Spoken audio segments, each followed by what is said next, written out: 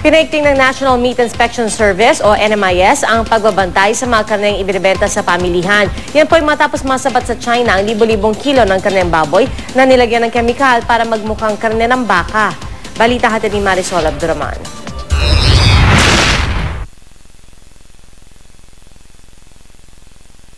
Dahil delikado sa kalusugan, mahalaga ang regular na kampanya laban sa botsa o double dead na karne, lalo kapag ganitong palapit ang bear months. Pero ngayon, may ibang delikadong karne na binabantayan ang mga otoridad, mga pekeng karne ng baka.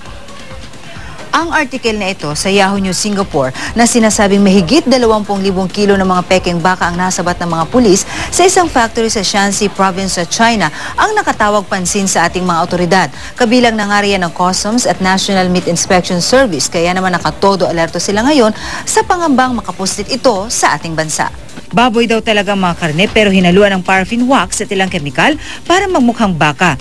Ayon sa National Meat Inspection Service, malinaw na panloloko ito sa mga mamimili at delikado sa kalusugan ng tao. Paraffin, hindi naman natin pagkain yan. Posibleng magkaroon ng epekto ito sa kalusugan ng tao. Pwede itong magkaroon ng epekto dun sa ating normal physiological function. Bagamat malabo raw na makapasok sa bansa ang peking baka, pinaigting na rin ng NMIS ang pagbabantay. Wala pa namang namomonitor na peking bakang Bureau of Customs na nakaalerto na laban dito. Bantayan maigi ang pagdating ng mga meat products. Although from the beginning naman talaga, vigilant kami kasi nga hindi lang naman sa issue nitong mga fake na beef, kung hindi yung quality at saka yung mga misdeclaration ng meat products. Di hamak na mas mahal ang karne ng baka kung ikukumpara sa karne ng baboy.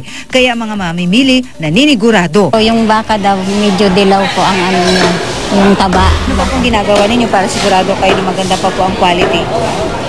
Tinitingnan po maigi. Sa Tagaytay ako bumibili. Para sigurado. Yeah, oo. Doon na. Nag-iingat lalo ang mga kababayan nating Muslim, lalo't haram o pinagbabawal sa Islam ang pagkain ng baboy. Hanggat hindi namin makikita yung talagang kami na lang kumatay, hindi kami talaga bumibili basta-basta dyan. Marisol Abduraman, GMA News.